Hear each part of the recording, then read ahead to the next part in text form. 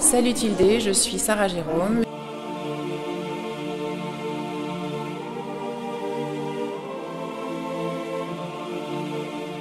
J'ai un support de prédilection avec lequel je travaille très souvent, c'est du papier calque, qui est pour moi comme un derme, comme une strate de peau presque comme vue au microscope, qui me permet de travailler les transparences et des chairs, comme je ne pourrais pas le faire sur un support papier ou sur un support de toile par exemple. Souvent dans ma démarche, je vais travailler les contraires en fait et mettre en opposition des éléments aussi bien sur le plan de l'interprétation et du sens, mais aussi sur les matériaux. L'huile sur calque, par exemple, c'est pas fait pour communiquer ensemble, c'est pas fait pour collaborer, mais je vais mettre beaucoup d'énergie à faire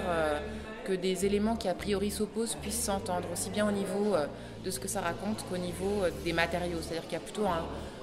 quelque chose de répulsif entre le calque et la peinture à l'huile. Et moi, je force les matériaux à s'entendre et à communiquer.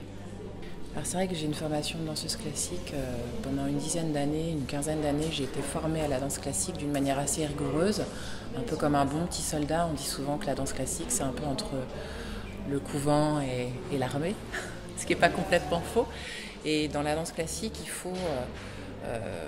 modeler son corps comme on taille une pierre, et c'est vraiment de l'ordre du dressage. Pour acquérir une certaine forme de liberté, il faut une grande contrainte et une grande maîtrise de soi, une grande maîtrise de son corps, et pouvoir l'emmener dans des extrémités très importantes. Et c'est vrai que dans ma pratique artistique, c'est pour moi nécessaire de construire, d'élaborer quelque chose de très solide, sur le plan technique, sur le plan presque architectural de la peinture ou de la sculpture, pour pouvoir détruire après et accéder au lâcher-prise et à une certaine forme de liberté, parce que je pense qu'il n'y a pas de liberté sans contrainte. Il y a quelque chose de très musical dans ma démarche artistique, c'est-à-dire que il y a comme plusieurs mouvements en musique, par exemple, quand il y a un mouvement allegro, un mouvement largo, etc., il y a différentes phases dans l'appréhension de la matière, c'est-à-dire qu'il y a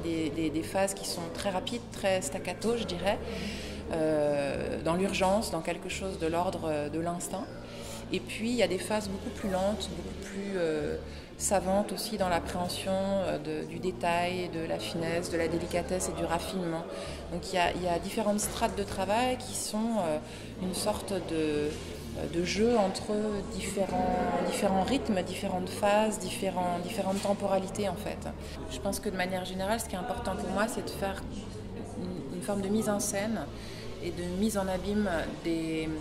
médiums, c'est-à-dire que pour moi l'art est total, et je me suis longtemps excusée d'être finalement polyvalente, et je m'aperçois aujourd'hui que c'est finalement